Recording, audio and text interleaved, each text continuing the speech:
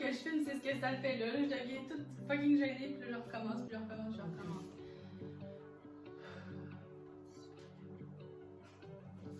Ok, faut dire bonjour. Bonjour tout le monde. Bonjour. Aujourd'hui, j'ai décidé d'inviter une de mes amies qui m'a beaucoup aidée dans la vie à apprendre à accueillir les émotions. Donc, Maryse, Maryse, j'aimerais que tu nous parles un petit peu de ce que tu as fait dans la vie, c'est quoi ton parcours, et c'est ça. Alors, moi, je suis une enseignante à la retraite. Et dans le programme dans lequel j'enseignais, j'ai eu l'opportunité d'enseigner à mes élèves comment accueillir leurs émotions. Et cet outil-là, je l'ai appris au cours d'une formation en psychologie que j'ai pendant 4 ans, que j'ai faite avec Madame Claire Reed. Donc, cette femme a fait un programme qui s'appelle l'approche du cœur conscient. Et cette approche-là m'a permis de m'intérioriser. Et quand j'avais du travail à faire sur moi, une émotion qui montait, elle m'a montré cet outil. Donc, cet outil, dans le fond, est quand même assez simple. Souvent, on oublie dans la vie de respirer. Alors, la respiration, elle est très importante. Et l'outil qu'elle m'a appris s'appelle la respiration consciente. Donc, c'est faire une respiration lente et profonde pour être en mesure de s'intérioriser. C'est sûr que quand je le faisais avec mes élèves, il y avait une visualisation où je les amenais à s'intérioriser davantage. Je ne la ferai pas là. Mais respirer, c'est vraiment important. Que ce soit prendre du temps et dans un endroit où on sait qu'on ne sera pas dérangé. Et c'est simplement s'asseoir tranquillement et fermer les yeux et commencer à seulement mettre son attention sur l'air qui rentre par les narines, puis l'air qui sort par les narines, et ça sans effort, sans se culpabiliser, pas regarder si on le fait bien ou pas, pour pouvoir s'intérioriser, se centrer. Et moi, ce que j'ai appris, c'est que quand il arrivait des événements, soit de l'extérieur, un petit peu hors de mon contrôle, ou soit que quelqu'un me ramenait un événement qui me dérangeait. Donc, ça pouvait être une émotion de colère, de tristesse ou de peine. Alors, à ce moment-là, qu'est-ce que je faisais? Si, par exemple, à l'école, il y a un élève qui est un petit peu rébarbatif par rapport à l'enseignement que je faisais, donc dans ses paroles ou autres, bon, c'est sûr que je ne laissais pas faire, mais l'émotion, je ne la traitais pas sur l'instant, mais quand j'arrivais chez moi, je me disais, bon, pourquoi c'est venu m'atteindre à ce niveau-là?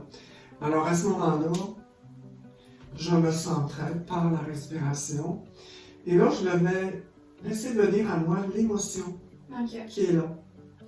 Donc, si c'était la colère, donc je savais que c'était une partie de moi qui avait besoin d'être entendue. Donc, j'accueillais cette émotion-là, tout en respirant avec ou en respirant dedans. Une seconde à la fois. Parce que quand c'est une grosse colère, des fois, c'est quand même pas facile à accueillir. Donc, c'est pour ça que si la colère est moins intense ou la peine, c'est l'accueillir comme on peut. C'est pour ça que je dis une seconde à la fois. Ou si ça va de soi, donc l'accueillir aussi longtemps que et respirer avec cette émotion-là, c'est ça qui permet de la libérer. Je dirais même de la transmuter, de la quintessencer. Parce que les émotions, ce sont des énergies. On est fait d'énergie. Et quand elles sont plus difficiles, comme la colère, c'est une énergie qui est plus condensée, qui se retrouve en dessous de mes pieds. Alors c'est ça qui monte dans quelque part. Puis cette énergie-là a besoin d'être entendue, elle a besoin qu'on prenne soin de cette partie-là de nous qui se sent comme pris dans cette émotion-là.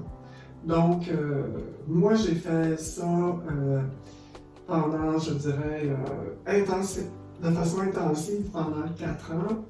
C'est l'outil que j'ai appris, puis je remercie beaucoup cette dame qui m'a appris ça parce que ça m'a permis de gérer beaucoup ma vie et que ça soit de plus en plus harmonieuse. Donc maintenant, c'est comme un réflexe que j'ai parce que je l'ai fait intensivement. Là. Quand j'arrivais de mon travail, soit le matin en me levant, je prenais au moins une demi-heure pour me centrer, puis accueillir qu'est-ce qui est là. Des fois, c'est simplement la joie, puis c'est d'accueillir, c'est une énergie qui est positive. Ouais. Donc, c'est simplement d'accueillir la paix, l'harmonie.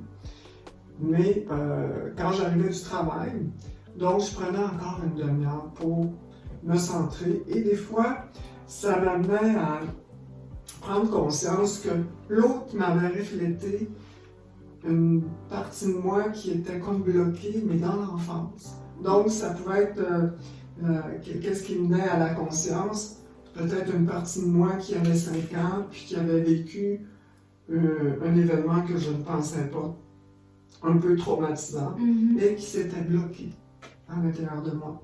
Donc, c'est riche quand on prend le temps de se centrer et de faire venir, d'accueillir ces émotions-là, parce que ça permet, en les accueillant, de s'élever à un niveau plus élevé, donc de se détacher. Et là, c'est là que la conscience entre en jeu, quand on vient bien centré, et nous révèle ces parties de nous qui sont pris quelque part dans notre histoire. Alors, ça permet de les libérer. Et moi, c'est ce cadeau-là, encore, je le dis encore, que Madame Lee m'a donné, parce que pendant ces 4 ans-là, le devoir que je me donnais m'a permis de beaucoup dégager des choses. On a toute notre vie, il ne faut pas se faire des illusions. Mais quand il arrive un événement, soit quelqu'un m'a dit quelque chose ou autre, hein, que ce soit, je ne sais pas, une mauvaise nouvelle, donc je prends ces moments-là. J'utilise toujours cet outil-là pour accueillir mes émotions. Puis j'imagine aussi que ça te permet d'apprendre à les aimer.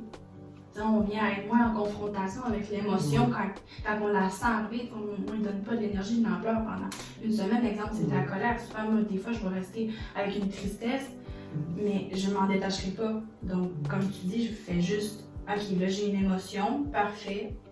Je l'accueille, je l'écoute et ça me permet de l'envelopper et qu'à la prochaine fois, je fasse ok, bon, mais regarde, j'ai pris l'expérience, maintenant je sais comment faire pour l'accueillir plus, mais quand même de plus en plus facile et de plus en plus rapide aussi de traiter une émotion quand oui, parce que ça devient comme un besoin, parce que quand on ne gère pas ces émotions-là, il y a toujours un événement ou quelque chose pour l'avoir vécu qui fait qu'il y a une autre personne qui nous met en situation, puis ça remonte parce que ça a besoin d'être libéré.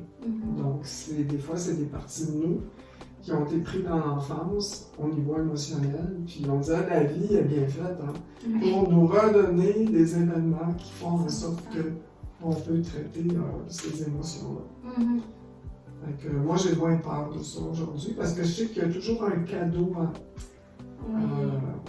Même si, par exemple, ça peut être quelqu'un qui m'a choqué, puis une colère, mais je sais qu'il y a un cadeau en arrière de ça quand j'accueille.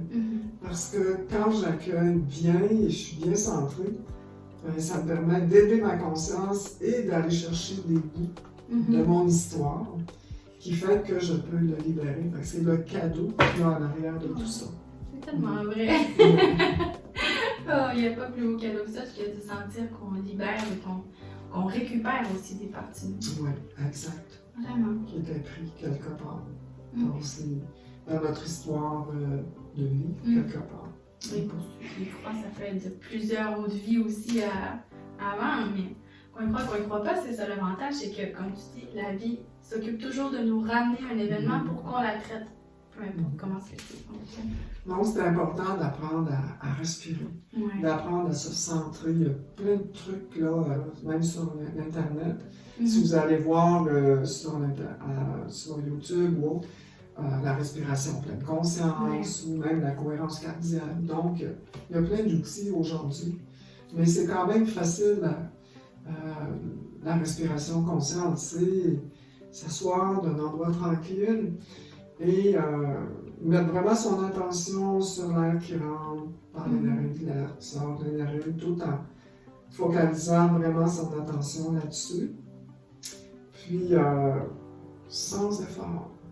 Puis si notre cerveau commence à... Le mental commence à divaguer un peu, on le ramène sans se chicaner sur sa respiration.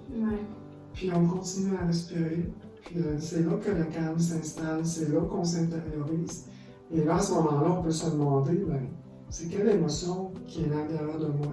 Pour ramener l'événement, puis se remettre dans l'émotion, puis le traiter. Donc, c'est pas plus compliqué que ça, mais c'est d'arriver à taire le mental. On ne peut pas le taire complètement, mais à force de pratiquer, on peut venir à avoir une meilleure maîtrise de ce mental. J'avais trouvé un truc aussi là, quand j'étais plus jeune, dans mon ancien temps.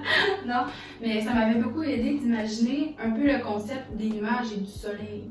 Parce que les pensées, c'est comme les nuages. On ne peut pas les empêcher d'être là. Il faut les laisser simplement passer. C'est normal qu'il y en ait.